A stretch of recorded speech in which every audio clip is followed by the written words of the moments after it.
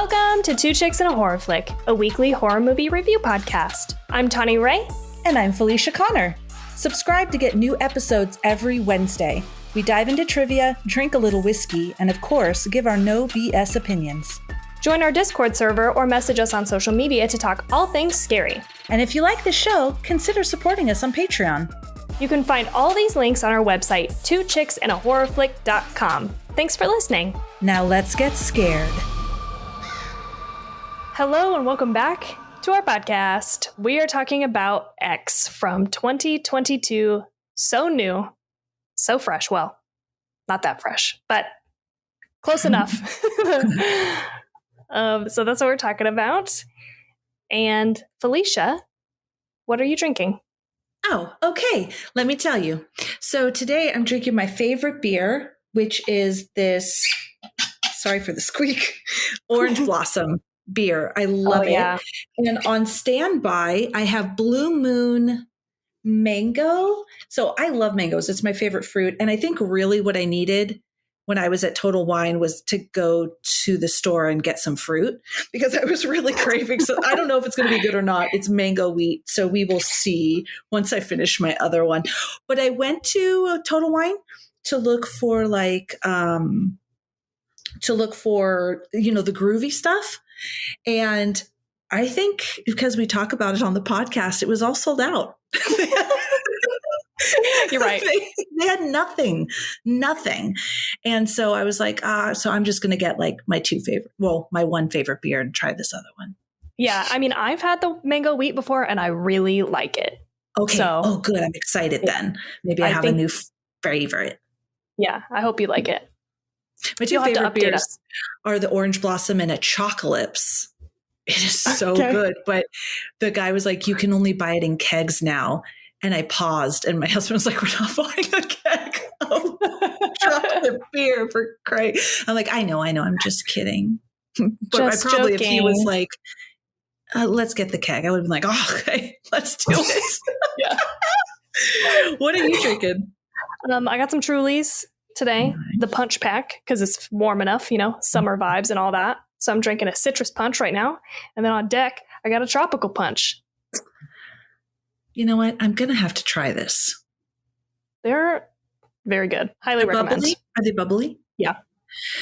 Because I really like those groovies. Well, they're non-alcoholic, but they are just the flavor and the bubble. So maybe I'd like those Trulies. I think you might. I really like them because they don't make me feel like garbage. Like it's not like drinking a cider. I love ciders, but there's too much sugar in it. I think it's too much sugar content for me. So I can have like one, but if I have like two or three, God forbid, it's like I really feel like trash the next day. But they don't have any sugar in them. So it's really nice. Ooh, that's good. Yeah, because I think sugar affects me that way too. Yeah. And they're gluten-free, obviously. But yeah, very good. I do want to also say, just as far as seltzers go, there's a place here called Sockeye Brewing, which is because it was my last week at my job, I guess, current / former. We did a happy hour, going away happy hour, of course.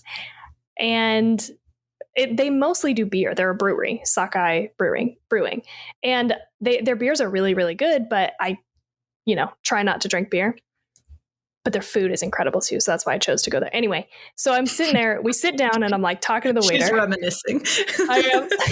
It was so perfect. I was telling Jade today, I was like, I could not have asked for a better happy hour situation. I'm kind of particular because I want good food and I don't want it to be too loud. Like I hate having to like yell over really loud music. I hate sitting at a place with live music, God forbid. Because I'm here to like sit down and talk to people, I don't want to listen to whatever's happening or have to scream over it. So it was so quiet. It was very nice. We were definitely the loudest people in there. Anyway. Oh, nice. So it was perfect. It was so perfect. Oh, and we ate these cheese curds. Oh, let me tell you about these cheese curds. I ate bad and drank bad. It was a whole thing. But they have cheese curds that they put like this sweet raspberry sauce on. It was like, so incredible. I ate so many of those. And then I had a burger. They had a gluten-free bun, and it was incredible. Anyway, if you're if you're local to Boise and you have not been to Sockeye, because I was so shocked at the amount of my coworkers who had not been there before. I was like, this place is the fucking shit. I can't believe it was the first place we actually went to. We landed. I'm just going off right now. I'm so sorry. Great. But we landed in Boise. We drove here. We got here. And we were like, let's go get some dinner. Where should we go? We went to Sockeye. It was the very first place we went. And it was so, so good. That's awesome. Anyway, it was a perfect happy hour. And I'm saying all that to say, I was talking to the waiter and I was like, can you tell me like what your gluten-free options are? Like, do you have any gluten-reduced beers? And he was like, no, which I expected. He was like, we do have a cider and we do have seltzers also that we do. And we can put some syrup in them to make them flavored. And I was like, okay, but those are alcoholic beverages, right? He was like, yes, it's like a cider that we make that we just put the syrup in. And I recommend blackberry. They did like mango, blackberry, raspberry. And I was like, okay. So we had like a very long conversation. I was like, what I want to do is a wheat beer. And Jade fucking laughed, made fun of me. And I was like, just so you know, you didn't tell me all that for nothing. I am going to not order a beer after this. I just wanted one. So, but it was funny. Jade gave me shit with like the rest of the night. I was like, what about your gluten-free options? I'll just have a wheat beer, please. Yeah. Total opposite of gluten-free. That's amazing. Yeah. But for the rest of the night, I drank those seltzers and they were incredible. And I did not feel like garbage. Shockingly not hungover the next day. Really good. Anyway, sorry. That was a whole fucking story. It's good to know. It was great.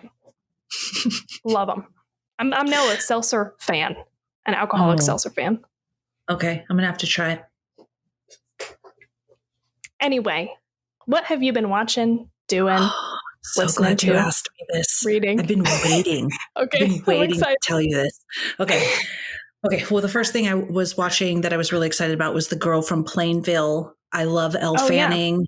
Yeah, it's good. I was curious. I remember when this case was going on, so I was really excited to see and see how everything was unfolded, because I remember when it was happening, but I didn't keep up with it, so I don't remember what happened to her. I don't remember what the result was, so that will be a surprise for me.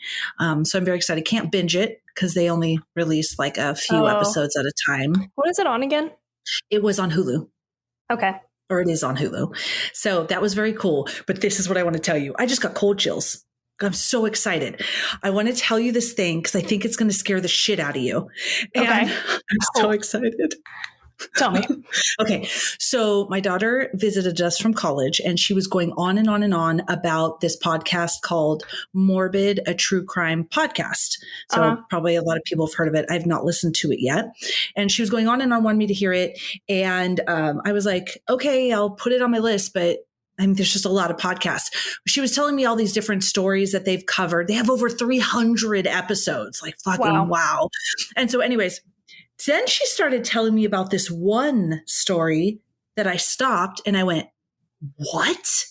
And then I was just like fully engaged with what she was saying. Okay. So first thing, the podcast is super fun. You guys should definitely go check it out. They talk about true crime and also hauntings and all kinds of stuff like that. They talked about the Salem witch trials, different stuff like that.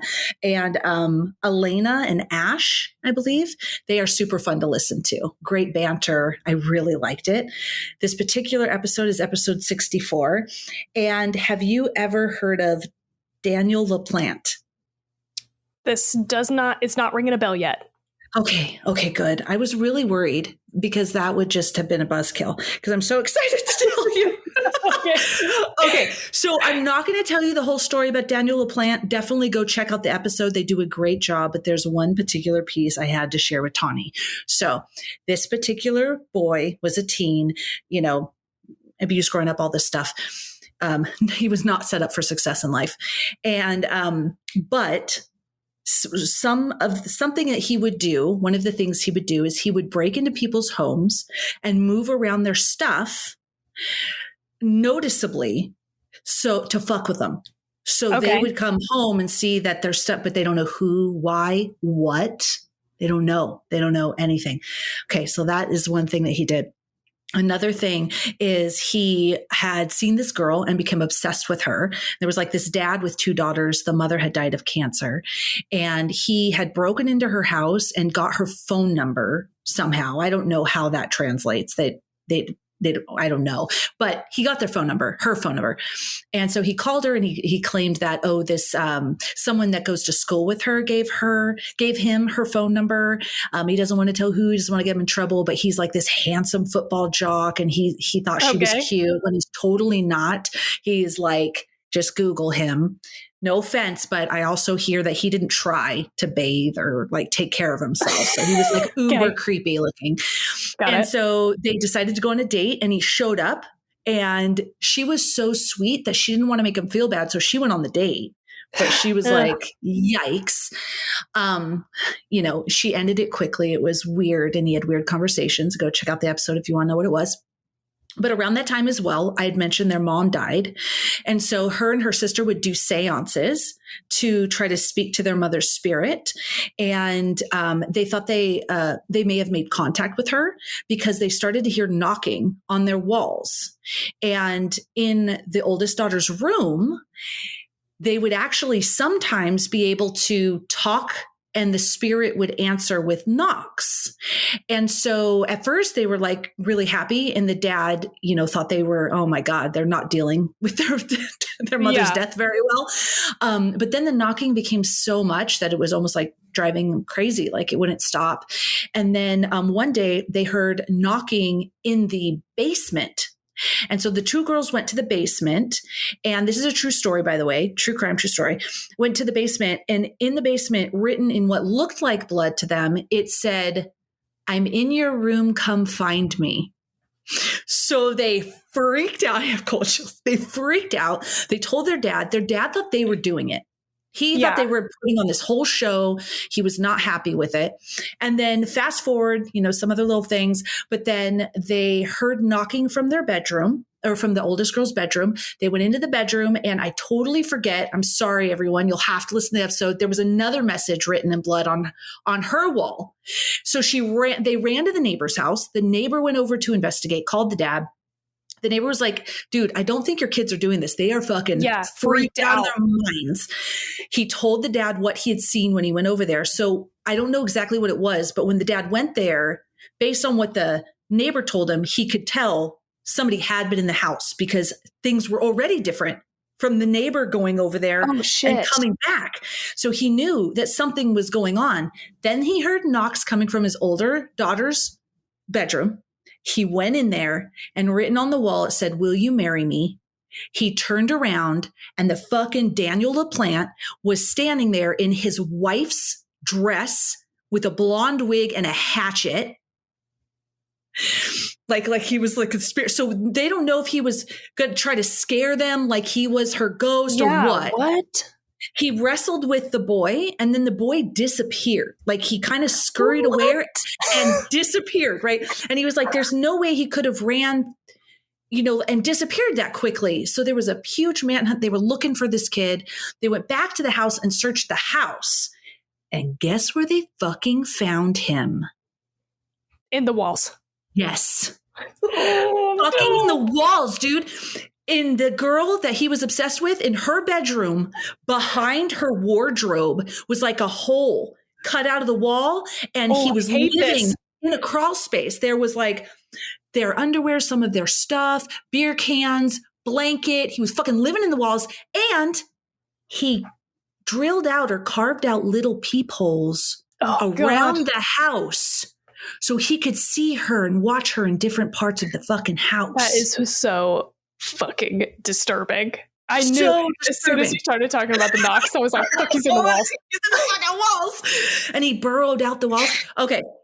So the guys, he did a little time for that. He was released. And then he did a horrific crime that earned him 3 life sentences. After this? Yeah. So definitely listen to the episode if you want to find out what else he did.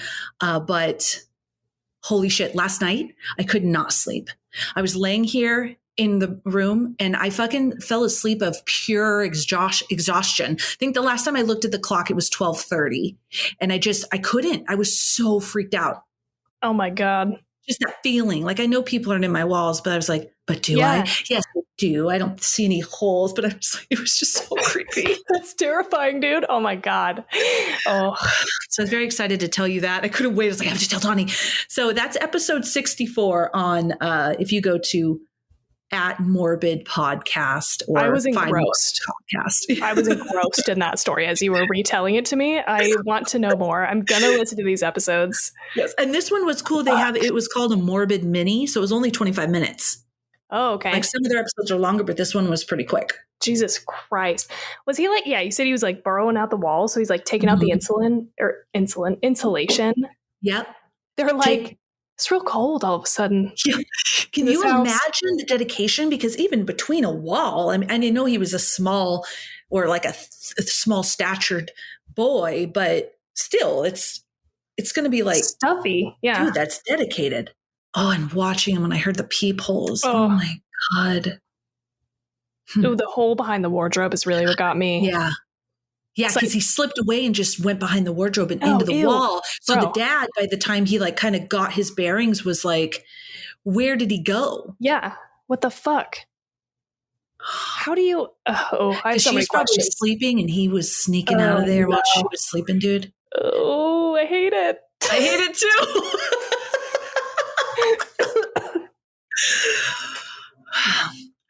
Well, sleep well, no nightmares. Sorry, I was choking on my. Inhaled some spit. While Tawny's choking, definitely, again, go check out our episode with AFOF on Suspiria because it was one of my favorite conversations. So go check it out. It was my commercial fillers. Nice segue. Totally related. Yeah. No, that was great. If you haven't checked out that episode, go listen. They're great. We're going to have them on the pod. Also, we just are working out timing. So yeah. Can't wait. What have you seen, watched, listened to, read? Well, I got nothing that's going to beat that.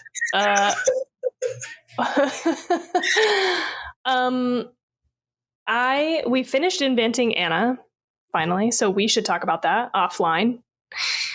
But that's that. Finished. It really became kind of a slog towards the end for me. That's why I'm giving that vibe. I just was like, okay, I get it. Like, I'm ready to wrap this up. You know, it took us a little while to get there. I think they could have done the same thing in like half the episodes, in my opinion. But it wasn't bad. It was good. There were some really great parts to it. But we finished Bridgerton season 2, so. Nice. That was also okay. I don't know why I'm being such a hater lately. I'm just like not super impressed by anything for a while. The last thing that we watched that I really liked was Swallow, and like, I don't know. I'm just being a hater, maybe. But they really did it different from the book is the thing. They took a different route, and that also dragged on. You know, it was like, okay, wrap it up. If you can't wrap it up, like, bring in the next book or something, you know, like, just started to feel like filler. Anyway, I think those are the only things of note. Okay. All right. That was exciting. Just joking. I'm kidding. I know I could not compete with yours. No, not at all. That was fun. I'm glad. It's good to know. People will want to know about Bridgerton. And to your whole thing about being, you know, kind of like in a hater mood. It's just, I feel you on that, especially if you guys already know this, if it has to do with the book, like something coming out. My favorite book of all time, well, it was always To Kill a Mockingbird, but Where the Crawdads Sing. Oh my God. You guys have probably already heard me talk about that. They're doing a movie and I'm scared. Mm-hmm. Yeah. Because it could be really great. And I'm excited, or it could be not great, and I'll be really bummed. Yeah, that's all I got. That's all I got on the life updates side of things. Yeah, me too. Stoked to start at my new job. This new company. So Yeah. That'd be fun. I'm stoked for you too. I can feel this whole new energy and this I love new adventures. I'm one person that does like change because it just kind of, just that fresh energy. Yeah, like a breath of fresh air, Mm-hmm. Someone said this to me at work the other day. They were like, it's like a quote of some kind, and I don't know what it is. I don't even think they quoted the actual one, but it was something to the effect of like a new thing is just as good as a break. Like a breath of fresh air is the same thing as a break or something like that. And I was like, yeah, I feel that. Nice. Yeah. Yeah, I feel that too. Speaking of break, just so you guys know, we're going to have 3 episodes this month. I'm doing good transitions. I'm like, this awesome. Is good. Yeah. We're going to be doing, we're going to be taking a spring break. Mm-hmm. So just a couple episodes at the end of the month. Tawny is doing something. She's going somewhere. Yeah, we're going to New Orleans. New Orleans. Yes. Oh, yeah. That's so awesome. And so we're going to be taking a break like the last week of this month and the first week of April. And then we'll be back with you, but we'll post some stuff on there. Yeah. Anyway, you ready to get into X? I am ready. The director is Ty West, who is known also for The Innkeepers, The House of the Devil, The Sacrament, and one of the segments in VHS. He also, you'll remember, played Tariq in You're Next. Oh, yeah, okay. Also, we talked about this movie, You're Next, on our friend Michael's podcast at We Love Horror podcast. And we talked about it there, but Ty West is like a part of a group of people that do mumble gore. Which is a play off of mumblecore, which are movies that don't necessarily have scripts. They're just like ad-libbing. Oh, okay. Yeah, I remember this. Yeah. So then there's like a subset mumble gore, which are horror movies that are this like ad-libbed thing. And I think he's, again, usually in or directing movies like this. So I've tried to watch The House of the Devil and The Sacrament, both of which I did not finish. I got very bored. This is not my subgenre, so I just don't like it. I think it feels weird. He also was an actor in Drinking Buddies, which is like one of the most frustrating movies I think I've ever seen. It made me mad to watch this movie. Do not recommend. It's not horror. I don't know what it is. It's rough. Anyway, I just wanted to side note on that. So going into this movie, I wondered that's weird. Ty West is usually a mumblecore director. Is this going to be a mumblecore movie? It doesn't look like it, based on the trailer and stuff. Anyway, just side note. Okay. So to get into the cast, we've got Mia Goth as Maxine and Pearl, Jenna Ortega as Lorraine, Brittany Snow as Bobby Lynn, Kid Cudi, of all people, as Jackson. I believe his name is Jackson Hole, which I thought was funny. Did you know that? I didn't. No. I didn't either until I was looking it up and doing the research. That's why you said that and I was like, oh shit, I need to Google this. Yeah. This is his horror movie film debut. But I didn't even realize that he was an actor. I think he's been in a couple other things. But yeah. Okay. Yeah, he's a music artist. Oh. That's cool. If you don't know, he did that song. That's Pursuit of Happiness. I'm sure you've heard it 800 million times. Did it go with the movie? Pursuit of Happiness? Okay. Not that I remember. I've never heard it then. I don't know. I'd have to take a look. Yeah. We'll post it. We'll post it in the Discord. I'm not going to sing it for you. Okay. I thought about it. Not going to do it. Darn it. Okay. So then we have Martin Henderson as Wayne. Owen Campbell as RJ. Ooh, I meant to look this guy up because I wanted to know what else he was in. Which one? I'm just doing RJ? it real quick. Yeah. I have it right here if you want me to. Oh, yeah. Tell me. Oh, yeah. I recognize him. Well, yeah, because I just saw him. But, all right.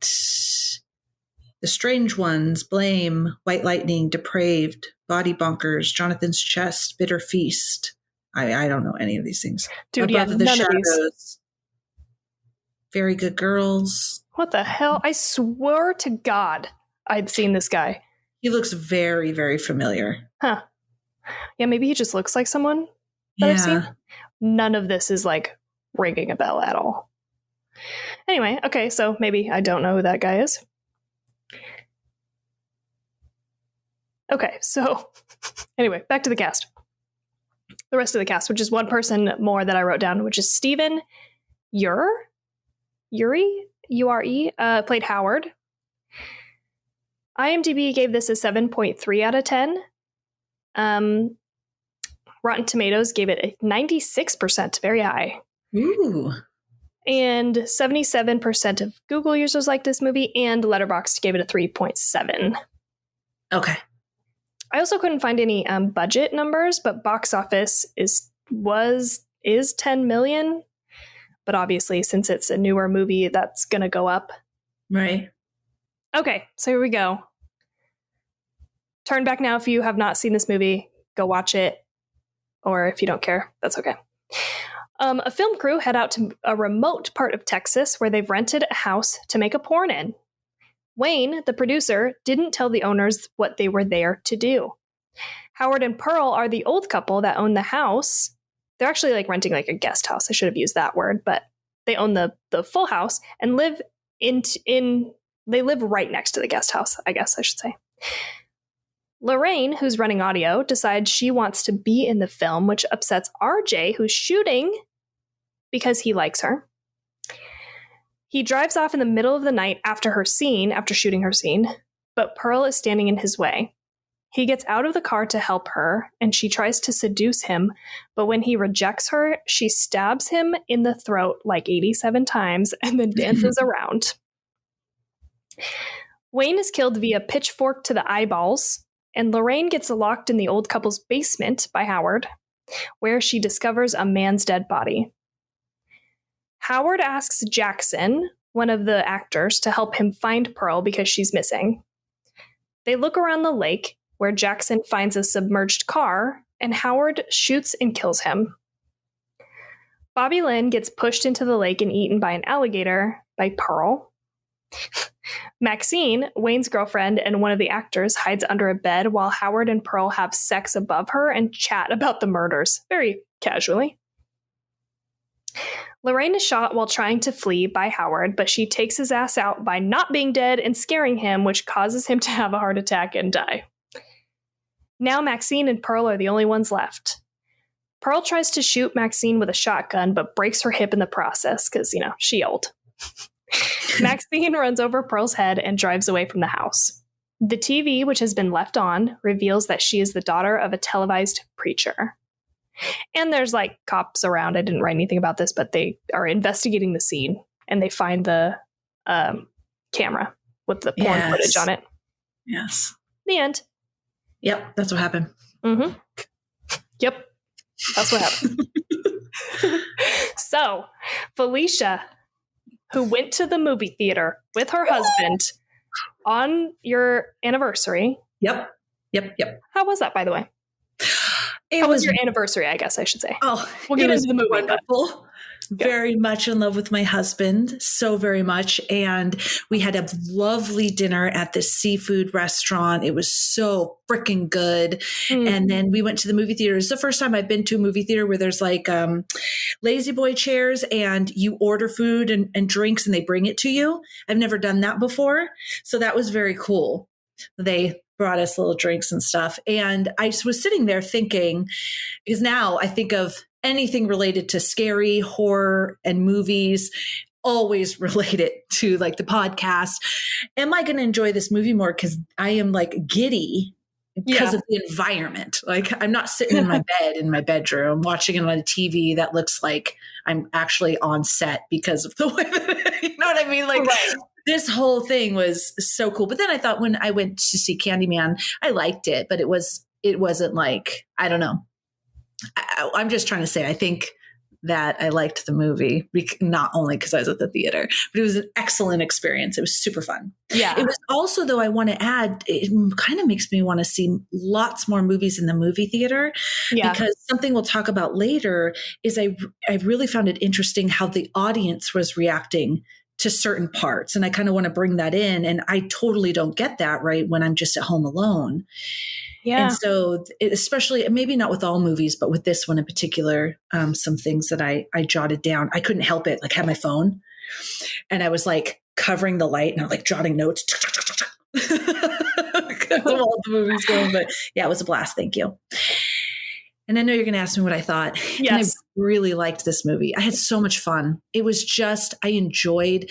There was one thing that really weighed heavily on me, and I didn't do any research. I tried really hard. So I'm curious about it. I know that I didn't know when I was watching the movie that was the same actress playing Pearl. Yeah. So it bothered me that they didn't use real old people. Because we'll get into it on the message and the theme, and maybe this is, it wasn't meant to be that impactful. I really liked it, and I thought it would have been more impactful with real old people. I mean, because if you think about moving back, my husband had said, yeah, but these are like old people that I've never encountered this level of like ill emaciated looking old people before, right? We see old people all the time and they're not like that. But then I thought of The Taking of Deborah Logan, and, a beautiful woman, and they did very little to her. I don't know what they did, but they made her look very ominous. I just think that when you use makeup for making someone look old, it's just the way a young body pretends to be old. It's just off. The amount of makeup, there's just something off about it that if I feel like they were real old people, it would have been more powerful. I mean, the only like real old overweight makeup I have seen done really well, I'm sure there's more, but something that comes to mind is Churchill. And he looked amazing. But that was bothering me because they looked like fake old people.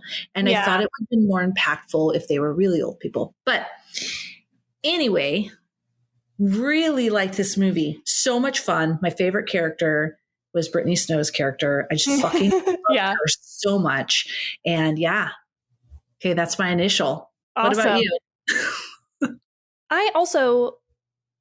I think I liked it. Maybe I would say I really liked it. It was fun. Just period, end of statement. It was fun. It was such a fun movie. But I feel like from what you've said, I agree. Maybe for like slightly different reasons. But the one thing that I got really hung up on was the older people. Like I felt like the movie was like, aren't old people scary and gross? And I was like, okay, I don't like that.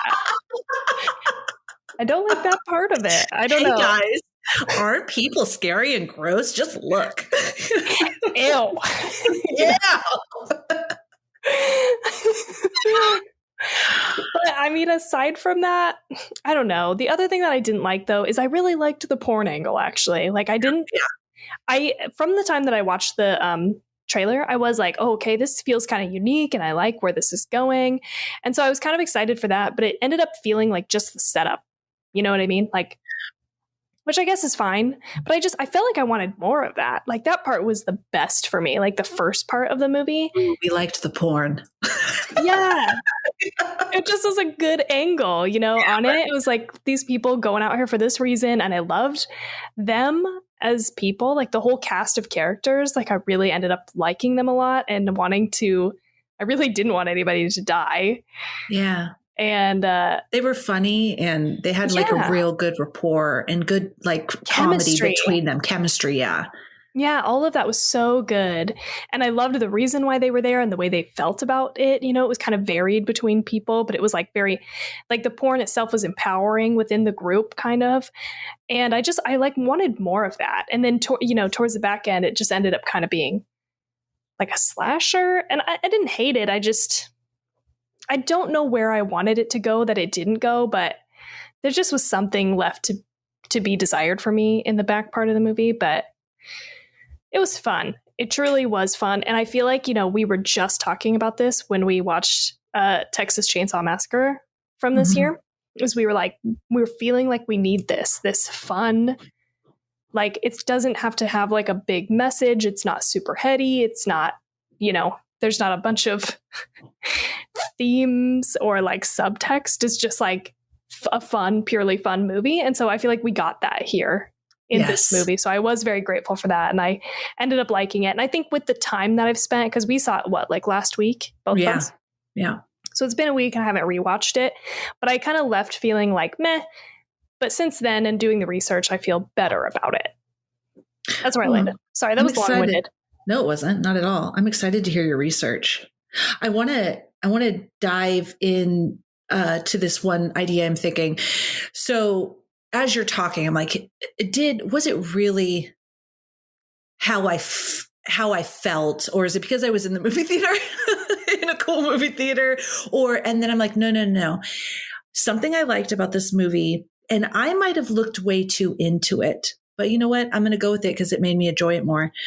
It caused a lot of thought and discussion after for me. I have like all these little notes on my phone, and the commentary on the only thing, and we talked about this before when I was talking about Just Like That, the new Sex in the City, the commentary that young is the only acceptable, pretty, and sexy. The young is pretty and sexy, not old. Yeah. And if I like how you said from your point of view, it was like, aren't old people gross? And from my point of view, I was wondering if they were making a commentary on that, about how older people are discarded and they still have the same desires. The only thing that made me kind of think, okay, that it was a younger woman in old person makeup, that is honestly what it feels like. I'm not in my 70s, 80s. I'm 45. I still am young, but I don't feel much different than when I was in my 20s, except I feel a lot more confident and a lot smarter. No offense to anybody in your 20s. I'm just saying, like, there's compared to more life lived. Yeah.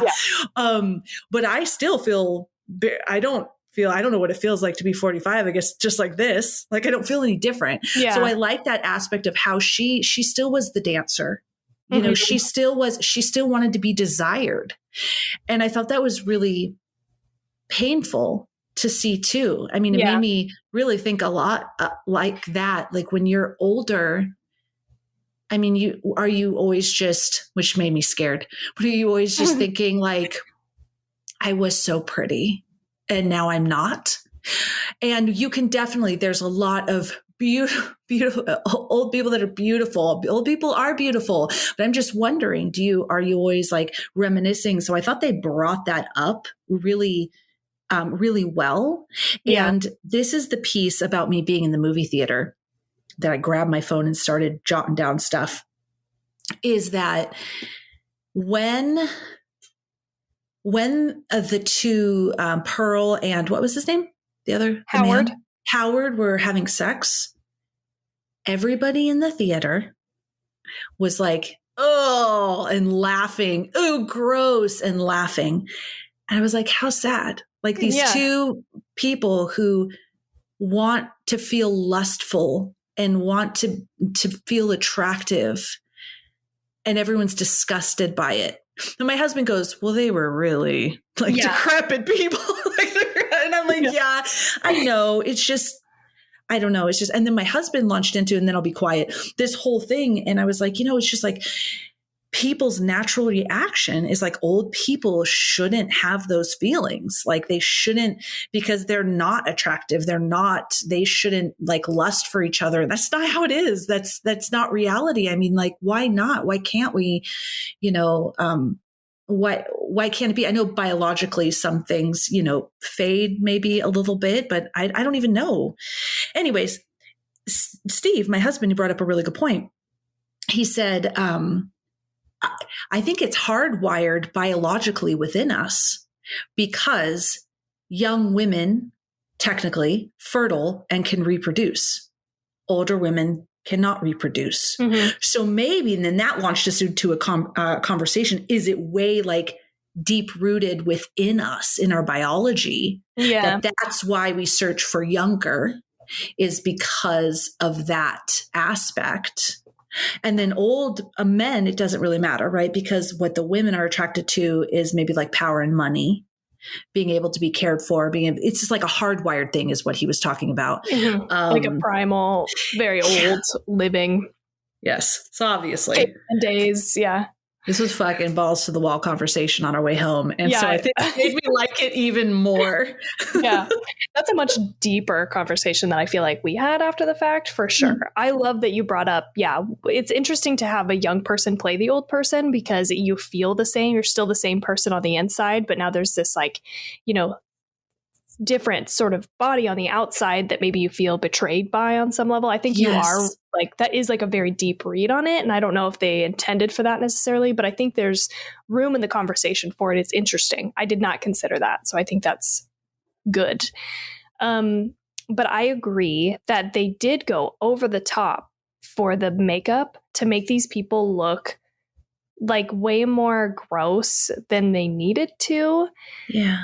And so it was like that. And it's so interesting that you mentioned the people in the theater. We were the only people there. So I went with Jade, Paige, and Trevor, and then our coworker, Justin. So we just were like a little group, and there was just one other group in the theater next to us. Other than that, I don't think anybody else was in the theater. Isn't that crazy? Yeah. When we go to movies, there's very few. I think there was 6 couples in the theater, or 6 groups, sorry, because there were some friends and stuff like that.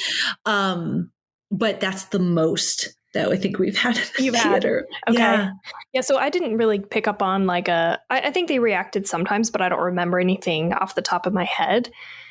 But I think that is the intent of the movie, is that you are supposed to be like, ew, gross, and that's what I didn't like about it. But I will say I read an interview with Ty West, and he talked about how he kind of wanted it to be like, you've got these, you're kind of entering into like a slasher movie towards the middle where it's revealed that she's killing people.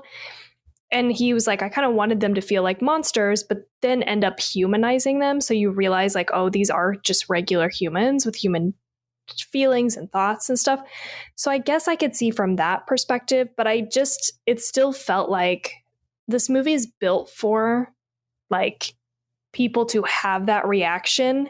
And it doesn't feel like it's a examine your reaction viewpoint. I don't know. Maybe I'm being a little too harsh on it, but no, it could be because I'm entering in the second half of my life that I watched this movie and I was like, fuck, what am I in for? Dude, I use way too much skincare and do too much yoga and meditation that I don't think I'm going to look like I'm falling apart that intensely. But that could be why I approached it from that point of view. I don't know that my husband walked away with that until we started talking. And then he definitely, could see that and was talking about it. I don't think when he walked away, he had thought that was the intention, but I was kind of really, Well, and then I picked up on it too, like maybe from a little bit of a different, standpoint, but that's true. Especially when everyone laughed in the theater and was like, oh, that's disgusting. I grabbed my phone and I was like, old and gross. Old and gross. Old equals gross. And that's not accepted. That's not sensual. That's not sexy. That's not appropriate. Yeah. And it's something to laugh at. And I mean, I think that was the intent.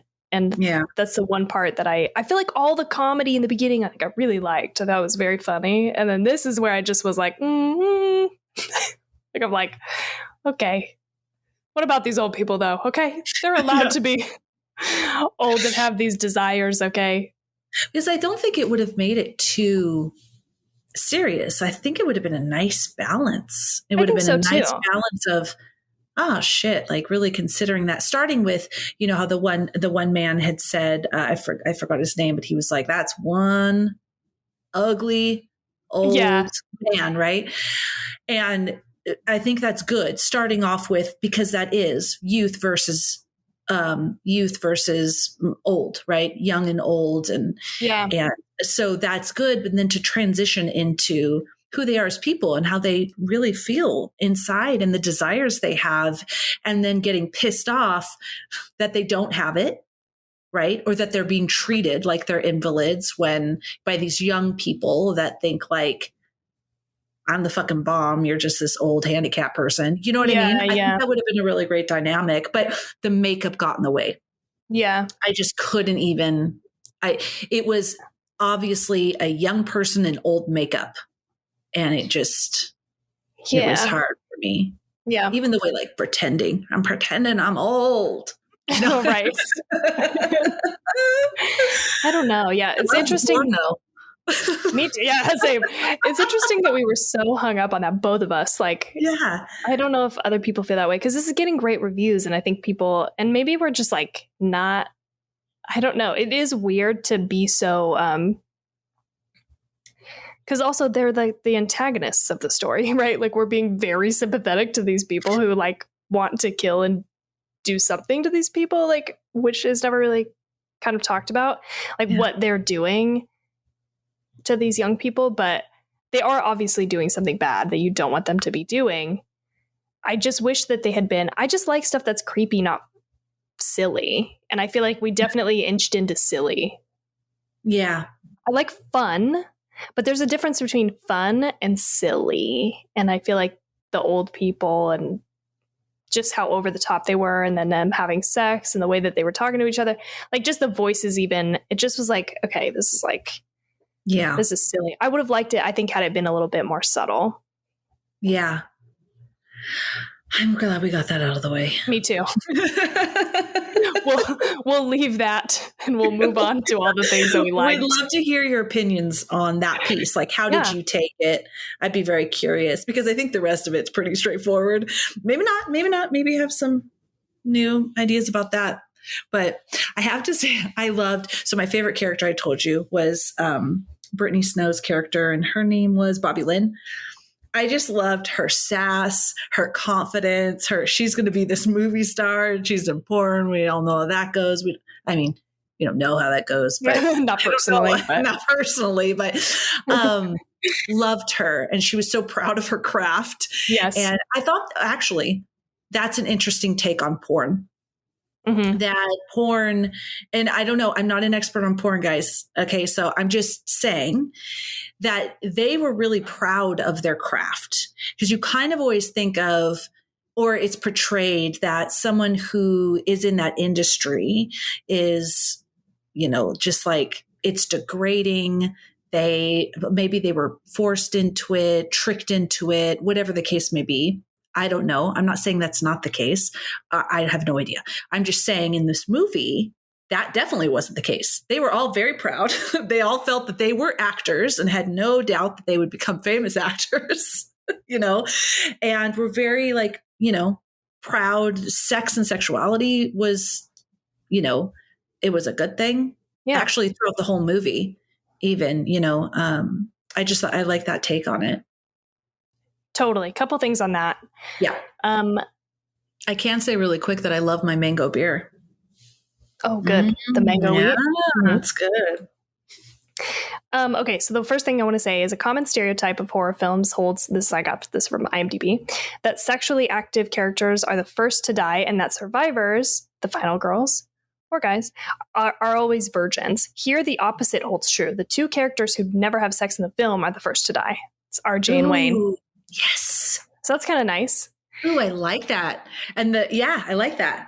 Yeah. And the other thing is that I want to say too, I liked this vibe as well, that you get this different kind of take on it.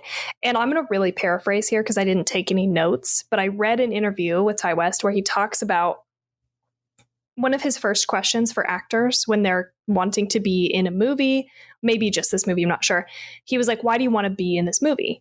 And he was like, everybody who, was wanting to be Wayne, the producer, they thought he was this like really skeezy, like slicked back hair, like he was like kind of creepy guy.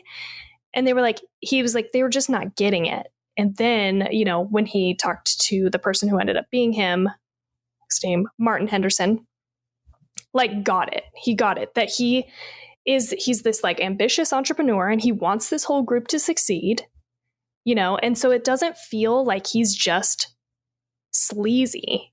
There's like heart to him as a character. He's like a little bit deeper than that. But just to piggyback on what you're saying, like it doesn't feel like this really gross, depiction of these people making this movie. Everybody is RJ's there because he's like, oh, I want to make a film and I want this to be experimental and I'm going to elevate this porn. Mm-hmm. Right. So that's like one way to look at it. But the other people are like, yeah, we're in a porn. It's great. Yeah. And then the young girl's like, I want to be in this porn. Yeah. This is pretty cool. This seems important. I want to be in it.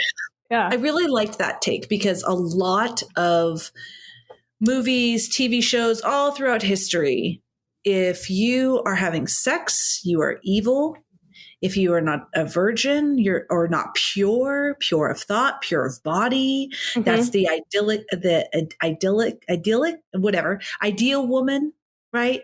The one that, everybody wants because she's so unattainable, because she's so pure and wonderful. But if you've had any sex or any sensuality or anything like that, you are evil and trash. Like, this is over and over and over. This is always what's played in everything. So I really like that. Everybody was super comfortable, confident in their sexuality.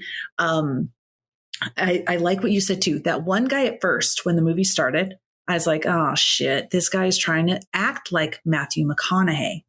Mm. That's all I could think about. But then he grew on me. And then he was like his own person. But in the van while they were driving, I'm like, this dude is Matthew McConaughey. But yeah, I really like that. And they were all part of the movie making process. They all wanted to elevate it. That is a really cool tidbit about how he was looking for actors, and that guy, he got it. Because he didn't come up as a sleazy character at all. He wanted to make film. He wanted, yeah. He wasn't like creepy by any means or anything like that. The other thing that I thought was an interesting tidbit that he mentioned is that he was sort of interested in this horror and porn mix. I mean, I think that's what makes this movie unique. Yeah. But he was like, back in the 70s, that's when the two types of genres that were outside of the like studio system were porns and horror, right? Because you look at things like Texas Chainsaw Massacre, and it was like, low budget, outside of the mainstream movie making. And so they're kind of like, I think he said they have this symbiotic relationship because they were like both outsiders kind of. So I thought that was really interesting too, and, semi-related. And I have something about this actually for the rating. So the title of the film X refers to the X rating used by the MPAA from 1968 to 1990 and indicated that a film with that certificate was only suitable for an audience of 16 or older. The idea behind it was that, unlike the other certificates, X would not be trademarked and would allow for filmmakers to release their film in theaters without needing to submit it to the MPAA for an age certificate. Notable films that were originally released with an X rating include A Clockwork Orange, Fritz the Cat,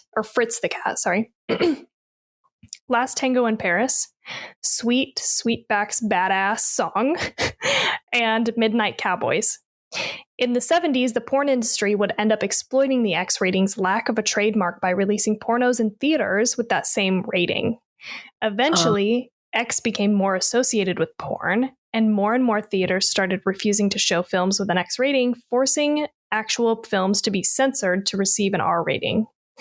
In 1990, the MPAA discontinued the X rating and replaced it with NC-17. Unlike X, NC-17 was trademarked and could not be self-applied, but it still meant that most theaters would not show films with the rating, resulting in censorship once again. Very interesting. I had no idea. 3 of those X movies you named I saw. I didn't see Really? Yeah. Midnight Cowboys, Tango in Paris, and Clockwork Orange. Okay. I liked all of those. I've only seen one. I haven't seen the cat one. But you have seen? No, Sweetback's Badass Song. No, I've not seen that. I was like, what is that? There's many S's on the end of badass also. That is so fascinating. I mean, I'm glad that what we think of porn isn't just like in the movie theaters. I mean, on one hand, like, who cares in the sense of you just don't go see it. But then what would the movie theater look like with all the movie posters? If I would never Yeah. bring my kids. Yeah, if it was allowed. Oh my God. That's crazy. Yeah. It was interesting. I found in this movie there was lots of moments I really liked, and one of them that pops out in my head is when I keep forgetting her name. I always just go by her real name. Bobby Lynn gets eaten by the alligator. I think the whole because I really liked how she was talking to the woman. She was totally like taking charge. She wasn't degrading her. She was like, come on, and you know what? Let's go. I'm going to take care of you. And then she called her a bitch, and she's like, excuse me. It was so great. And then fuck, the alligator came out. I loved it. We all were like, whoa, because we weren't like expecting. I thought that was so much fun, that whole interaction. Yeah, I definitely, I have a blurb on this too, but I saw that coming because of the earlier scene, when she's in the lake swimming and it's coming up behind her. Yeah. So I have this little tidbit. Several of the characters' deaths are shadowed in various ways. When Bobby Lynn exits the strip club at the beginning of the film, a large mural depicting a blonde woman with an alligator pulling off her bikini is seen on the building, foreshadowing her death by an alligator attack, but also she's like in the water. It's coming up behind her. Or maybe that's Mia Goth, actually. No, yeah, it's Mia, where the alligator was behind her. Yeah. Okay. And so I knew the alligator was in there, but it just like was real fast and yeah. Yeah. Wayne, in conversation with RJ, tells him that people's eyes are going to pop out of their skulls when they see the adult film they have made. And he later dies by pitchfork to the eyes. And then Jackson mentioned several times that he was threatened by farmers with guns while serving in Vietnam. He is ultimately killed by Howard with a shotgun. Oh, interesting. I like that. Yeah. That was surprising too. Because it just like happened. Yeah. Like they're having this exchange and then boom. I was like, oh shit. Yeah. I was like, bro, look out. Okay. I mean, I know, but at this point in the movie, we know what's happening and we know that they're being like separated and hunted down by Pearl and Howard. But I'm like, dude, what are you doing? Like he wades out into the water where he sees the flashlight. I was just like, get out of there. Jade was like especially annoyed by this because he was like, this guy's supposed to like have been in the military. He's like not paying attention to what's happening at all. But I also get it because you would never think that these like older people are out to hurt you. Yeah, I agree. So I thought normal people probably wouldn't wade out into the water and go into the thing, but he obviously felt like he went through the war. Like that's true. Yeah. He can go into the water and he thinks this old man maybe has fallen or something like that within the water. He can handle this. He's probably not scared. I agree with that. When you're in war, right? I've not been in war. I can only imagine, just seen lots of movies and documentaries, but that is intense. You are not going to think that these two elderly people, where the one man seems to be looking for his maybe wife that's suffering from dementia or whatever it is, is planning to kill him or setting him up. Yeah. So he's going to be like, I've got this, go out into the water and like handle the situation, right? Oh my goodness. Handle the business. Yeah. I really liked Mia Goth's unique beauty.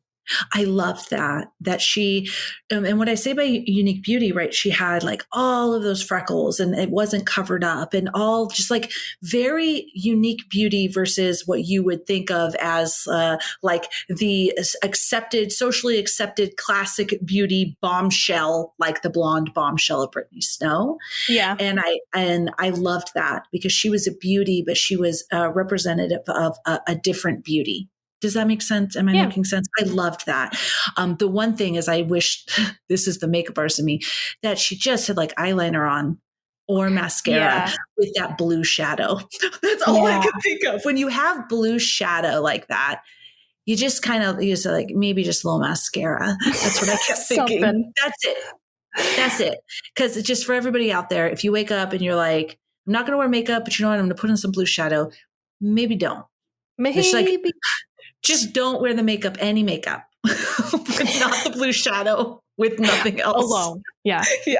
This is not a look. This is not a good look. Well, I guess it's a look, but Yeah, it is. If you want to commit to that, you can do it. It didn't bother me at all, except for when she was sleeping, that shot of her in the bed. Mm-hmm. I started to feel like she looks a little bit like a clown. Like, I don't know if it was just the way that they lit her, because aside from that, it was fine to me. Like, I agree. I like that she didn't have so much makeup that it was like covering it up. She looked pretty natural, whatever. But that one shot, I was like, it really kind of took me out of the movie. Like, I was like really paying attention to how much she looked like a clown. I was like, okay, this is blue eyeshadow, red cheeks, and just the lighting, like highlighted just the lines, like I think in her face a little bit. And I was like, okay, this is, I don't know. I don't know about it. And that's like probably didn't bother many other people, but I guarantee it's bothered some makeup artists. I did realize with this movie, I knew it from other movies, but really solidified. I love 70s. This was like 70s, right? Yeah. 70s style. I love it. Texas Chainsaw Massacre was that too, right? Sometimes I wonder if it's 60s, 70s, but I just love that style. So when a movie comes, like that's what time it's set in, I already kind of like have this, I don't know why, I didn't grow up in that time, but I have this like, ooh, I really like this already. Just love that style, love that I think era. I agree. Yeah. No, you said Texas Chainsaw? Yeah. Texas Chainsaw Massacre. Are you talking about the remake? Oh, sorry. No, I'm talking about the original. Or the newest. Yeah, the original was set in the 70s. Okay. Yeah, because that was one where all the people, all the teens, I loved their style. I loved what they were wearing. I loved their hair. Like, I loved the style. The actual Texas Chainsaw Massacre. The real original one. Oh, sorry, the real one. Sorry. The original Texas Chainsaw Massacre. Yeah. Because we also just watched Suspiria, though, with AFOF, right? And that is set in the 70s. And that feels... I just was wondering if you were mixing it up, because I like that vibe and feeling too. And I like what everybody's wearing. And yes. Yeah. No, I had watched the original Texas Chainsaw Massacre, remember, right after watching the new one. Right. I watched the original. Yeah. Okay, cool. Yeah. I still haven't watched the original, but I kind of want to now, I think, especially after watching this, because it's definitely, feels like there's some similar vibes. Oh God, I can't wait to talk with you about that one. Yeah. But anyways, great style. Yeah. Love the style. I've come really around to that too. I didn't used to, but now I'm definitely on board with the 70s revival. I don't want you to worry. I'm not going to start wearing bell bottoms, because I know what Yellowstone did to me. Yeah. Yeah. Tawny. Hashtag bell bottom life. I legit. We went to Boot Barn yesterday. Oh, stop. Because Steve wanted a cowboy hat. Okay. I have a pair of cowgirl boots. That's okay. Okay. We've established the boots are fine. The lady was like, this is, because I have a pair that's a little wider. And she goes, if you want to wear them with dresses and skirts and shorts, they need to be like tapered to the leg. That's what looks good. And I found a pair. They were so soft. They're not bedazzled or anything, just nice brown, really cute. Okay. And I got them. Okay. Okay, that's fine. Okay. I'll accept the boots. Listen, I have cowboy boots. I think we talked about this. Okay. Yeah, I have them. I actually have had 3 pair of cowboy boots. Pairs? Okay. In my life. I started with a pair from Target. They were like a weird slate. They weren't entirely gray. They were like a little bit brown, but they were like, I don't have any fucking brown in my wardrobe at all. So anything brown doesn't match. I need like gray, but they were just a little bit tan, but they still matched with everything. Like, it was neutral enough. I wore the shit out of those boots. Like, I just wore them out. So Jade actually got me a pair of black, like really nice cowboy boots. And I still have them, but they're too tight on my feet. So they hurt to wear. Oh. And so I still have them, but I really don't like to wear them because they hurt really bad, but they're very cute. I like them a lot. And then I got a pair of these like little cowboy booties that actually have, if my mom knew this, she would flip her shit, because this is like my mom's shit. But they actually have like little, what is it called? Fringe. Yeah.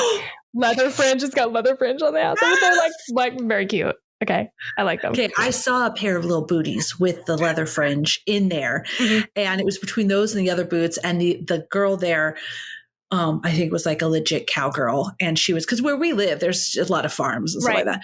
And she was just like, nah.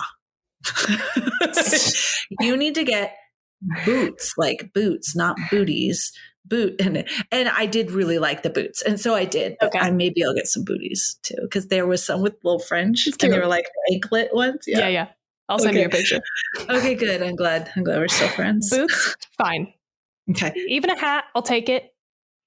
because I might get a new hat, one that's more simple, but Yeah. not anytime soon. But it's like if you start wearing like big belt buckles, that might be the end. Okay.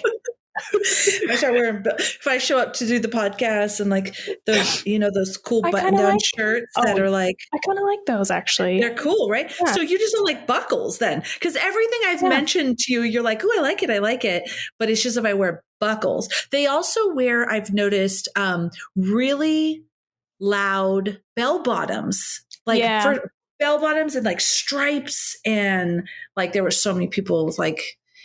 I don't think I would gonna wear that. I don't think I can ever go back to the bell bottoms. I don't think I can do that. I might be able to. I don't want to put anything out. It's just it's like the lifestyle. Like I'll steal a little bit of fashion. Do you know what I'm saying? From like the Western cowboy life. You don't want me to like rope cows. I'm not. So listen to this. One last you start thing. Milking cows. We can't be friends. I'm not want to milk a cow. I mean, I can't say never, but never say never. But I don't think so, because my middle daughter plays flag football. And we went to watch her play flag football yesterday. And I was like, hot. And there's like this little gnats. Oh, yeah. I was just like, oh God, I haven't been outside for a very long time. And I'm very fair. I know it looks like I'm super tan, but I'm really fair.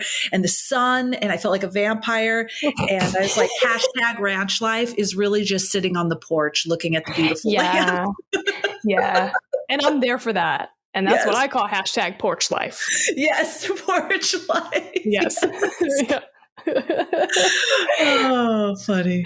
But listen, I got a plaid shirt or two. Do you know what I'm saying? Like, yeah, a button-up plaid shirt. I got one. Okay, I'm seeing you're sharing, and I can see how far I could go. Yeah, we need to establish a line. Yeah, we need to establish a line, and it's buckles. Buckles and country music. I just cannot get down with it. It's like if you're like, oh, I'm going to see who's like a big country person. I don't know. Yeah. Okay. See, still friends. Yeah. Okay. We are going to Country Thunder that one day. Oh yeah. This is why I said we can't be friends. Yes. Yeah, no. But we're just going. I listened to some of the music. I really noticed the music I like is the like grassroots, rock inspired country. And it's still like, I don't listen to it every day. Girl, I am Snoop, Eminem, Dre through and through, classic rock, because that's what I grew up with my mom. I also like classical music because I used to play the flute piano. So that's me. Yeah. There are some country songs that sound like that bluegrass. I also like that, or like rock. But that's really it. Yeah. I'm not worried anymore. Okay, cool. Yeah. No, cool. You soothed me. Okay, good. Because if you're like, oh, that's okay. This is what I was trying to remember. If you're like, I'm going to a Luke Bryan concert, like, I don't even know who that is really. I just think he's a big country guy. Oh, okay. Yeah, I think he's a big country guy. I don't know. I thought you just made up that name. I think it's a real name. Anyway, no offense to those people. I'm joking. Yeah, Tawny might still be your friend now. I just don't love country. That's all. No, I feel you. I do love. Okay, no, I'm not going there. I was going to say, I'll just say Tim McGrath. He's a great actor. I don't know if I've ever seen 1883. Oh, okay. And Yellowstone. But then I just saw him in. Have you seen The Blind Side? No. Mm-mm. Oh shit, that's a good one. He's the dad in that movie. I was like, oh my God. Yeah, I don't know. I don't know what the music. I'd have to hear the music too. I don't even know his music. He's a good actor. I just know he was a country. That's how I knew him before. Music star. Just because I heard his name. Tim McGraw. See, so now all of the country people are like, what did you say, McGrath? Tim McGrath? Bitch. That's a fucking name. It did sound a little wrong, but I was like, I didn't know what the right name was. So I was like, sure. Tim McGraw. Tim McGrath. Yes. He is married to Faith Hill, right? I think so. Okay. And she's also in 1883. And they're both really good actors. Really good actors. Okay, cool. That's cool. Yeah. Anyways, guys, Tim McGrath. Sorry. Tim McGrath. That's very funny. Oh, shit. But speaking of music, let me do my own transition. Oh, shit. Do it. Back to this movie. The fucking music was incredible. Oh, yes. Loved it. So good.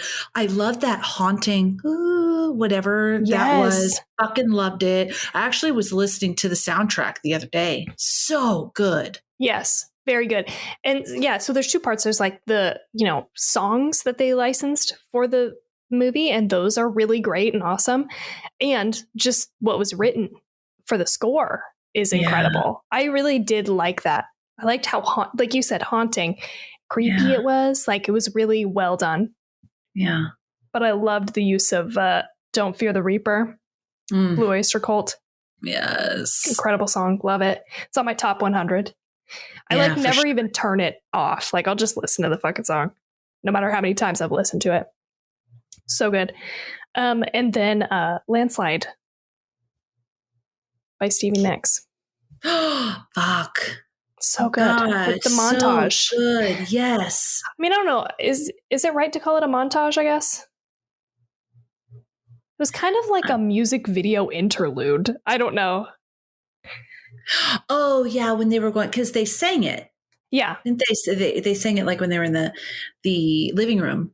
But yeah, how it was going back and forth. Yeah. I don't know. I'd have to look up the definition of montage. Yeah. What'd you call it? A video music interlude? I called it, music video interlude. That sounds fancier. I think we should go with that. Let's call it that. Let's call it that. Music video interlude. I think that was really her and him singing and playing, which is even more impressive. And this movie made me want to play the guitar. I just told Steve, like, no matter what the movie or the setting, if someone has a guitar and you're just like strumming and you got everybody on board. They had that in Yellowstone too. And another movie we were watching too. And they're like, whip out the guitar, blah, blah, blah. We're even watching, a documentary on war and these guys, these soldiers. One of them had a guitar and everyone's stressed, right? Because they're in the war. And here he goes, blah, blah, blah, with this guitar. And everyone's like, yeah, I really need to learn how to play the guitar. I'm going to bring a lot of joy to people's lives, I think, when we're just sitting around. Yeah. Just chilling. Just chilling. I loved this part. Jay didn't love it. He felt like it was really kind of like, I think, overly stylistic or something. But I really liked it. It really swept me away. I was like... Swept me away too. Yeah, I was here for it. I mean, shit, I want to learn how to play the guitar now. Yeah. Because of this. Yes. You like sign up for lessons and they're like, how did you hear about us? And you're like, I didn't. I just watched X and I wanted to learn how to play the guitar. So, you know what? When you and Jade come and visit and we're all, we've eaten and drank and played games and we're all just like in this limbo of like not quite ready to go to bed, but what do we do? I'm going to fucking take out the guitar. Okay. I'll sing. You guitar. Yes, I'll sing. Yes. Okay. Okay. I'm going to learn this. And then Jade will be like, fuck. Okay. I judged that scene a little too hard because this is nice. Yeah, I'm sure. Yeah. I see the error of my ways now. Yes. It was good. I also read something about this that Ty West was like, somebody was like, oh yeah, good for you for this song. And he was like, yeah, thank God Stevie Nicks said that we could use it because I did not have a backup plan. Like, this was the song that I wanted this to happen in this moment. And I didn't even put two and two together. This is so like silly to even think about. But the song itself has like stuff about like getting older and, seasons changing and time passing. Yes. And he was like, it was the perfect song. I was like, it is the perfect song. Thank God they were able to use it. Yeah, thank you, Stevie Nicks. Yeah, she's the fucking shit. Love her. Dude, I love her. I love her too. I think it's really, really cool these artists like Stevie Nicks and a lot of other artists that say, yes, use my music in your thing, because Elton John, that's another one, because what's happening. Oh, and Queen. Sorry. Okay. Now back on track, because what's happening, my daughters, she has Elton John posters all over her bedroom. Like, it's reviving this music to it's reintroducing the music to younger generations and reviving this music. And I just love it, because I'm driving in the car and there's some stuff that's their bops that I actually like. And I say, hey, honey, like that song, so I could hear it again. But they have Queen, Elton John, Stevie Nicks, Fleetwood Mac. They have all of these things in their playlists too. And it's really cool. Yeah. I wonder actually how classic rock has had the longevity that it has. Cause like I listened to it growing up, and now we're looking at another generation removed, Oh yeah, they are loving it. Sings Elton John songs. Yeah, because we watched that. Rocket must Man. Just be like that fucking good that it's that fucking good. Yeah, that's such a good point. It's that fucking good. Think about that. Like, people know who NSYNC is, but they probably know who NSYNC is because they know who Mark Wahlberg is and Donnie Wahlberg and have heard of it. Maybe and maybe nobody has. I don't know what you're talking about. That's great. Okay, so you know that. Donnie Wahlberg, and there was a boy band called NSYNC. I wasn't really into it, but it was huge when I was in junior high. Yeah, I mean, I loved NSYNC. It was the first concert I went to go see. I thought you were saying you don't I don't understand the connection to Donnie Wahlberg. He was I think you're mixing up. You're thinking of New Kids on the Block, right? Oh, fuck. Yeah. I don't even know who's NSYNC. New Kids on the Block. That's who it was. I wasn't really into them either. Wait a minute. No, yeah. NSYNC was Justin Timberlake and okay. various other. I was very much into classic rock and rap at that time. But yes. Okay. So what am I talking about? Oh, that music though. We know of it because of... Yeah, but I wonder what's the longevity, where I'm just trying to agree with you with classic rock. It's just spread amongst all different types of groups and cultures and years. It's just that fucking good. Why? Yeah, that's a really good point. Because I grew up with NSYNC and love those songs. Will listen to them probably till the day I die. But it's not like it's getting recycled into the pop culture. Some of it is. I opened up a playlist on Spotify the other day and it was today's top hits or something, and a Backstreet Boys song came on and I was like, damn, okay. I think that with the advent of TikTok and Reels and stuff and people using songs, and I think that's helping to kind of revive some of this not super old but older music. But something about classic rock, just to come back to that, it's it keeps coming back. It's the zombie. It will not die, and it is good. I love it. I love classic rock too. Journey, Scorpions. Yes, some of my favorite classic rock songs. Yeah, Rolling Stones, fucking forever. Oh, the Eagles. I own the greatest hits Eagles CD. That portion of time, that capsule of time, just fucking brilliance manifested. Yeah. And not that we haven't had brilliance since, but not anything. I could be wrong. I think that 90s hip hop. Yeah, That is, what Dre, Snoop, Biggie, Tupac, all of those people produced is in that little capsule of brilliance as well that keeps spreading and as well. But what is it, I wonder? Why don't we have more of that? I don't know if maybe because I'm in it. Yeah, maybe it hasn't been enough time. Yeah, maybe the people that were in it at that time didn't know what it would be, but I don't feel like that caliber of music is being produced on that mass level. There's definitely songs and hits here and there that will probably, last, but it was everything. It's fucking everything. Yeah.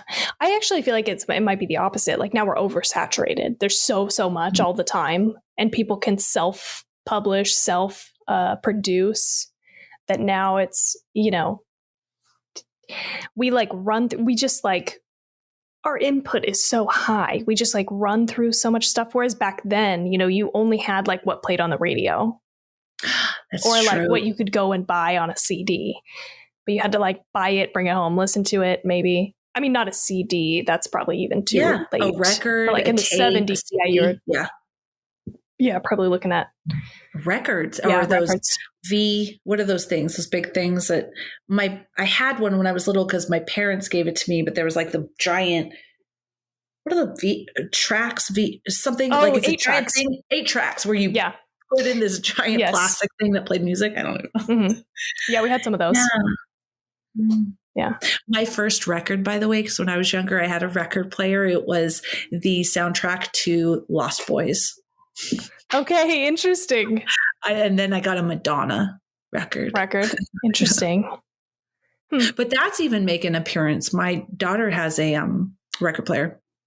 Oh yeah, it's definitely back. Yeah. Anyway, that was fun. Yeah. Music conversation. It really is a big part of this movie, though. And I enjoyed that.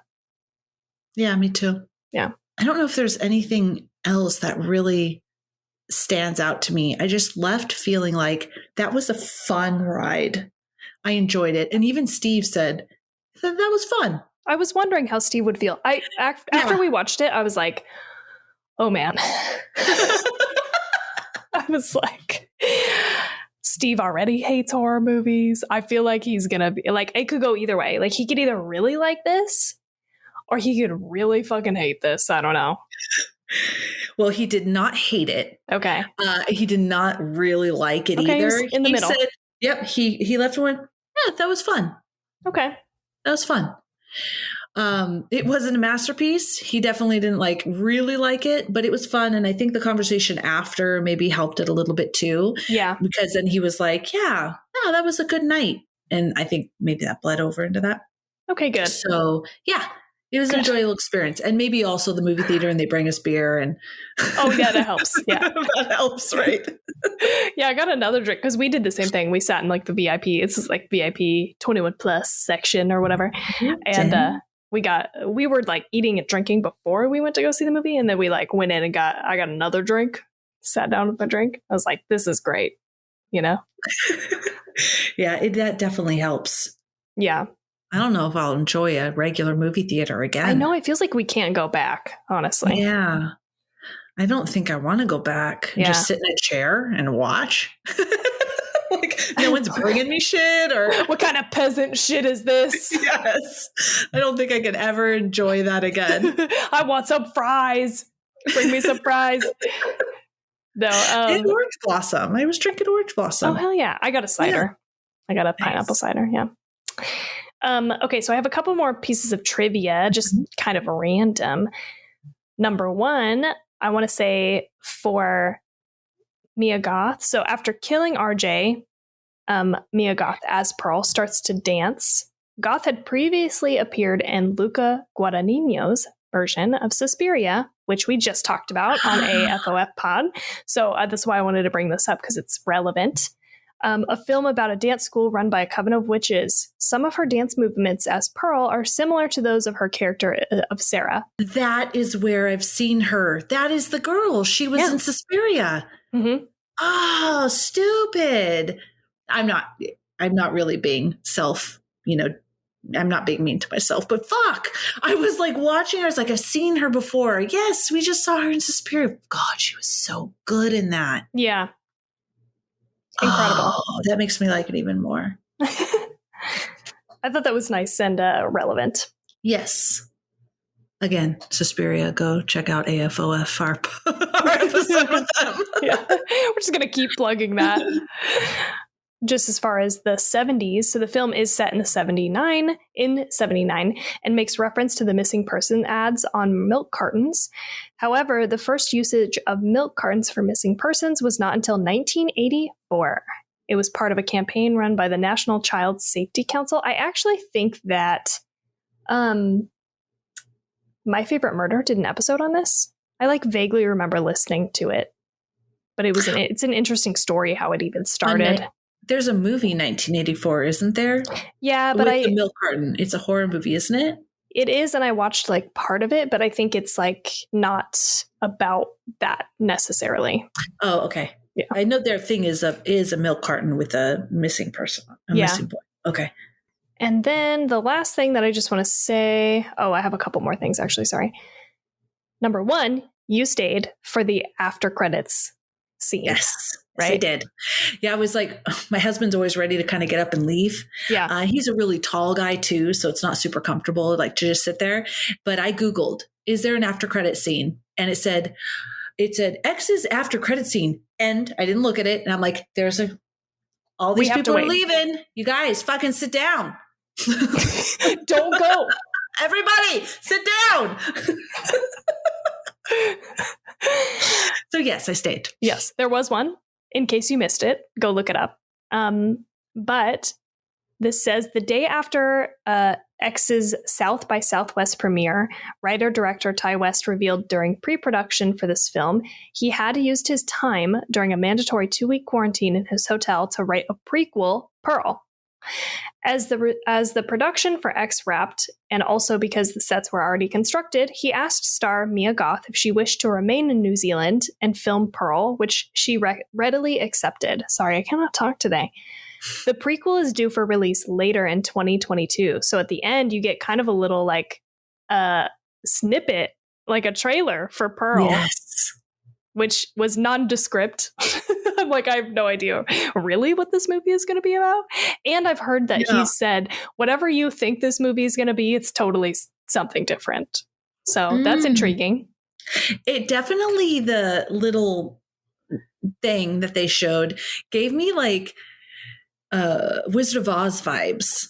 Explain it. Does that make a little bit of sense? Yeah. Like, okay, cool. I'm not just crazy. I definitely got some wisdom. Not that that's what it's going to be about, of course, but the way it was filmed and like, I don't know.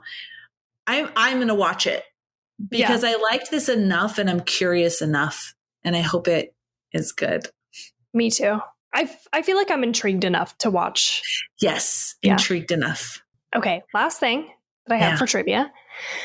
So there actually was an adult film called Farmer's Daughter from 1976, which is infamous because it starred future acclaimed mainstream writer and actor Spalding Gray. Let me read you a very fucked up little synopsis about this movie. Okay. Just because I was like, wow. Classic fantasy, right? Farmer's Daughter. They've even had this in movies. Like, I can't pinpoint the movie, but like the guy comes to the farm and it's like, oh, Farmer's Daughter. Sort of these beautiful girls, right? Yeah, I thought that too. Oh, shit. Is this disturbing? Okay. Yeah, it's going to be a little bit more than I think what you're thinking, because I was like, oh, shit, that is a lot. Oh, shit, I'm excited now. Yeah, I'm going to tell you. Okay, so I'm just going to read you, again, the synopsis. You can go and read more about this on Wikipedia if you want. So it says, this film is about a farm in which the farmer's daughters gang rape the farmhand Fred while the parents have sex. Kind of similar. Not 100%. Soon thereafter, escaped convicts arrive and rape both the mother and her daughters in a twisted game of Simon Says. Fred eventually returns and beats the convicts, only to continue the game himself and forcing the entire family to engage in incest due to how the daughters humiliated him earlier. Yeah. Wow. Yep. There's a lot to unpack there. There's a lot of power dynamics, like power dynamics and struggles, the flip-flop of power, who's in power, lots of different parties and partners. Wow. Yeah. Ew. I know. Yeah, you can read more about it even like on the Wikipedia, like it goes like deep into the plot, like what happens. And I will say it's interesting. Will I ever watch this movie? Probably not. I I mean, if I'm someplace, I don't know where I'd be, that someone's like, hey, you want me to just turn on this porn? That's, unless it was my own living room, I guess. I'm just kidding. Yeah. Like, where would I be where someone's like, hey, let's watch this. But if they're like, I have this. No, I would be like, well, that's weird. Things have turned weird if you're putting on porn and I'm here. But anyways, Yep. I guess I'm never going to see it. But I mean, never say never. Right. Curious. But I was like, oh my God. I mean, it sounds actually more innocent than it is. Like, you're like, farmer's lad, or like exactly what you were saying. That's how I felt too. Like, I immediately, as soon as they said it in the movie, I was like, I know where this is going. Oh, yeah. The farmer's daughter, she's cute and sexy, and the wanderer comes around. And it's a little taboo, right? Because I didn't realize it was innocent. Like, yeah. Oh, no. Oh, yeah. She's like innocent-ish, but it's danger because her dad and farmers have guns. But she's like so attractive. Yeah. She's like really, really like, I want to fuck, but I've never done it. I feel bad about it. Yes. Totally the braids. Just like Mia Goth with the but never did incest and rape come into play. I know. Never in what I thought that whole thing was about. Yes. Yeah. Yep. Wow. That's an interesting thing too. Mm-hmm. Yeah. Tawny coming in hot. You're welcome. You're welcome for that little tidbit for everybody. Anyway. Okay. So we've talked about it. We figured it out. Why don't you go first? What's your rating?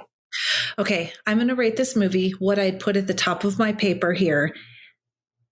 I got nervous. I'm going to rate it a 4 out of 5. Okay. Yeah. Yeah. Yeah. It feels good. Okay. Good. Thank you. Everything I said, I really enjoyed it. Maybe the deeper look into it wasn't intended, but that's what I experienced. And I really liked that. I liked the acting. I didn't like the old people makeup, but I loved the music. There was a lot about it. I had a lot of fun watching this movie. So based on other movies that I've watched and how I've rated them, I rate this one a 4 out of 5. Okay, great. Love it. I'm going to give it a 3.85. Ooh, that's good. Yeah, okay. Close to a 4. I just want to make note. Look at how Tawny's totally embracing the 2 decimal points. Sometimes you gotta. And I feel like this is one of those times.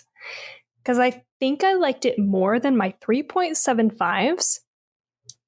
The only other movie I've rated 3.85 is Candyman from 2021. And I think I liked it on the same level. There's like a couple things that I don't love. But overall, it was very fun. And like, I did like how refreshing it was. It was nice to watch something just fucking pure fun. I just wish that they had carried, I think, the first half of the movie into the back half. I mean, the comedy is like, I really like it in the first part of the movie, especially like when he answers. Do you remember this? When Wayne answers the door in his like little banana hammock. I don't know what this really got my ass. It was so funny. And then he just walks around like that. Like, yes, this is very funny. I even think this is not my usual style of comedy, but it really worked in this movie. And so it worked for me. And also just honorable mention, Jackson answering the door, silhouetted, big swinging dick. Just, oh my God. So funny. It was so good. Everyone in the theater was like, that's so fucking good. You could just hear it. Same for us. Yeah, everybody laughed, even though it was like 2 other people other than our group. It was so good. It was so good. I think because I had a couple beers and I was like, oh my God, look at his dick. I said that to Steve. Out loud. Look at his dick. Out loud. Look at his dick. It was great. So funny. So good. Yeah. Yeah, we had a really good time talking about it. That's something too, because I mean, we've watched movies where like pulling teeth, trying to figure out what we want to say. Yeah, totally. This is not one of those. It was fun. And even though it wasn't trying to have like a message, like you said, you kind of read into it. And I think that's great. Yeah. Even if that wasn't the intent, the fact that you're able to do that is good. Yeah. So yeah, it just was pure fun. Pure fun, guys. Go watch it. I suggest. We both suggest it with Tawny's score. Mm-hmm. It's a legit suggest. Legit suggest. All right. So next week. This kind of kicked off like we were like, what is our next month going to be like? Should we theme it? Should we not? We really kind of, we just decide based on however we feel. But we were like, we like how fun this is. And we were just talking about how we have kind of watched a lot of heavily themed movies or movies that have like a message, and how we just want to like watch some shit that's like just fucking fun, Yeah. So that's what we're leaning into is I would say our theme is probably pure fun or something. I've already said pure that. Fun. I like it. Yeah. Pure fun horror. That's what we're watching. Unfortunately, this month, because of our little spring break, we're not going to have a Patreon pick, but we will have it in April. So we're going to have it next month. We'll announce it early. You mean right? May? Is next month April? Well, we're in April. Yeah, we're in April. Everybody next month in May. In May, we will have a Patreon pick, so don't worry. But this month we have fewer episodes, and it's going to be pure fun. And so next week we're watching Tragedy Girls, and this was actually recommended to us by one of our listeners. So we are excited to watch it. I hadn't really heard of it, and so when we did Patreon pick last month, it was suggested, and I had watched the trailer. And so when we were talking about pure fun, I'm like, oh, that one looked like pure fun. So we're going to watch Tragedy Girls. Yeah, this was suggested to us by on Instagram at @Balt_immortal. So we are watching this one. And then the week after, we're going to watch Slither. I have not seen it. Tawny has. Really excited. Except I did look up the movie poster and I'm like, oh, this is going to be gross. But at least if it's lighthearted. Oh, I don't know where those leeches are going. Yeah. I mean, the chick is in the bath. Ah! This was a risky pick. This was like my pick. This is a risky pick because it's been a long time. It's been years since I've seen this movie, but I think it fits the theme. I hope. I remember it being horror comedy. I think when I watched it, I didn't pick up on the comedy piece, but I think now it's going to be, I'm going to get it a little bit more. All right, everybody. So if you want to find us, we have two hubs, really. If you're an Instagram person, @2chicksandahorrorflick, our link in bio will lead you anywhere. You can also go to our website, 2chicksandahorrorflick.com. Same thing. We have links to everywhere within there, including Facebook, TikTok, all the places that you like to social media. And if you want to get some merch, if you heard our last episode, Christine is rocking some merch. She loves it. We all love it. And also our Discord, our horror community Discord channel. We love it. We're in there all the time. There's some really cool people in there. So definitely check it out. We'd love to have you. And what else, Tawny? Yes, you can support. Yes, you can support the show by going to our Patreon, or you can subscribe, and give us a review on whatever podcatcher you're listening to us on. Those are the best ways because that helps us get seen by people. And yeah, definitely join our Discord. I have not been very active in there just because these last couple of weeks, several weeks, it's like leaving work, whatever. But I'm recommitting to the Discord. I'll see you in there. I'm going to post these links. And yeah, we'll see you next week. We hope you guys have such a good night. No nightmares. Unless you think about Daniel People in your LaPorte. walls. Daniel LaPlante. Yeah, people in your walls.